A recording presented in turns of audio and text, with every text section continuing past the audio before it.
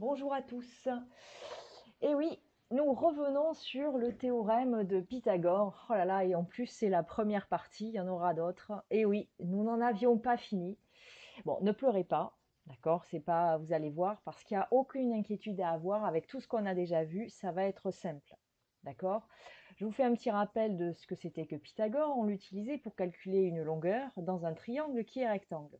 Petit rappel encore, si vous avez un triangle ABC, par exemple, on l'a pris cette fois rectangle en C. Alors, ça veut dire que le carré de la longueur de l'hypoténuse, c'est-à-dire AB au carré, est égal à la somme des carrés des deux autres côtés, c'est-à-dire BC au carré plus AC au carré. Donc CA au carré. Bien.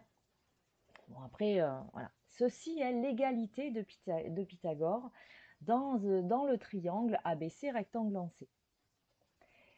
Mais on peut se poser la question si, par exemple, les longueurs d'un triangle ne vérifient pas cette égalité de Pythagore.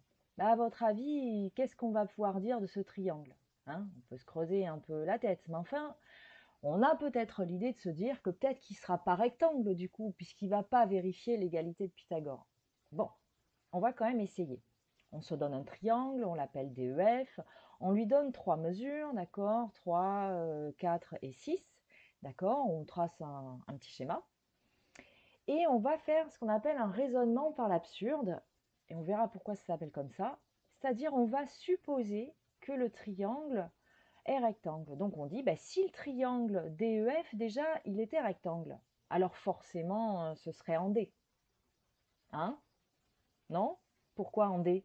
Eh bien, tout simplement parce que la plus grande des longueurs, c'est FE. Donc, si jamais il était rectangle, c'est pas en F ni en E. D'accord? Ce serait l'angle qui est opposé au côté le plus long. Donc, forcément, si jamais il était rectangle, ce serait en D. Mais dans ce cas, ça voudrait dire qu'on aurait DE au carré plus DF au carré qui serait égal à FE au carré. Bon, on peut essayer. C'est-à-dire qu'on aurait 4 au carré, plus 3 au carré qui fait 6 au carré, c'est-à-dire 16 et 9 qui ferait 36, c'est-à-dire 25 qui serait égal à 36. Absurde, non? Bon, du coup, vous commencez à comprendre pourquoi on appelle ce raisonnement par l'absurde. Ce qui signifie que ce qui a été supposé au départ est faux. D'accord? Ça veut donc dire que le triangle DFE n'est pas rectangle. Ce qui, on peut généraliser sans souci, d'accord, que si dans un triangle, les longueurs ne vérifient pas l'égalité de Pythagore, c'est que forcément, il n'est pas rectangle. Voilà. Alors, ceci s'appelle la contraposée de Pythagore. Ça, c'est pour ceux qui veulent aller un peu loin dans le raisonnement. Les autres, vous pouvez vous arrêter là. C'est-à-dire que c'est la négation du théorème de Pythagore, mais c'est toujours le théorème de Pythagore. D'accord? Pour démontrer donc qu'un triangle n'est pas rectangle. Pas pour démontrer qu'il est rectangle, pour démontrer qu'il ne l'est pas. Le raisonnement est le suivant. Pour bien comprendre, imaginons, si c'est mon chat, alors il est gris. Bon, j'ai pas de chat, mais on va supposer ça. D'accord? Je vois un chat, et ce chat est noir. D'accord? Ça veut dire donc qu'il n'est pas gris. Je vois un chat qui n'est pas gris. C'est que forcément, c'est pas mon chat, non? Bon, je pense que là, tout le monde a compris. Enfin, j'espère.